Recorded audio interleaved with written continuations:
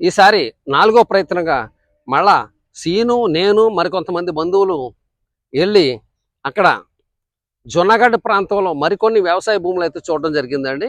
అలాగే జొన్నగడ్డలోను, కలహండి జిల్లాలోను, బలంగిరి జిల్లాలోను, సోంపూర్ జిల్లాలోను, బరగడ జిల్లాలోను ఇలాగా అక్కడ చాలా రోజులుండి చాలా వ్యవసాయ క్షేత్రాలు, చాలా వ్యవసాయ భూములు అయితే నేను చూడడం జరిగిందండి. అక్కడ అభిషేక్ అన్న వ్యక్తి సహకారంతో ఈ జొన్నగడ్డలో ఎక్కువ రోజులుండి ఆ ప్రాంతంలోనే బాగా తిరిగి వ్యవసాయ భూములు మనం చూడడం జరిగిందండి.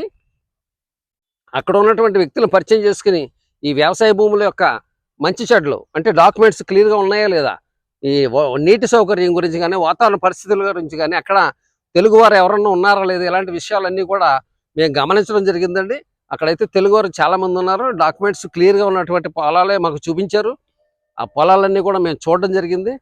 ఈ విశేషాలన్నీ కూడా గతంలో నేను చెప్పినటువంటి ఒరిస్సాలో నేను ఎందుకు పొలం కొనలేదు అనే వీడియోలో కూడా నేను ఒకసారి ప్రస్తావించడం జరిగిందండి.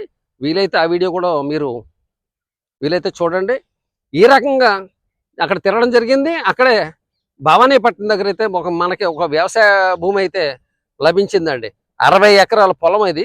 అయితే అంత పొలం కూడా మనం భరించలేకపోయినా ఎవరినన్నా నమ్మకమైన వారిని తోడు తీసుకుని ఆ పొలం కొందామని చెప్పి మనం ప్రయత్నం చేయడం జరిగిందండి.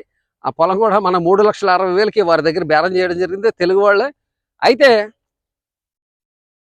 మనం అడ్వాన్స్ ఇచ్చే టైంకి వాళ్ళైతే వాళ్ళు ఎటువంటి రెస్పాన్స్ అవ్వలేదు మన దగ్గరికి. అడ్వాన్స్ ఇద్దామని వెళ్ళేటప్పటికి వాళ్ళ ఫోన్లు అయితే లిఫ్ట్ చేయలేదండి. కారణం ఏంటని ఎంక్వైరీ చేసినప్పుడు వాళ్ళకి ఆ పొలం రేటు కొంచెం ఎక్కువగా వేరే వాళ్ళు అయితే ఆఫర్ ఇచ్చారని చెప్పడంతో వాళ్ళు సైలెంట్గా ఉన్నారని చెప్పి తెలిసి మేము నిర్ఘాంతపోయామండి. ఇంచేతంటే ఆ పొలం కొందామని ఎట్టి పరిస్థితుల్లో ఈ పొలం కొనాలని పూర్తిగా నిశ్చయించుకున్న తర్వాత ఇలా జరగటం మమ్మల్ని చాలా నిరాశపరిచిందండి.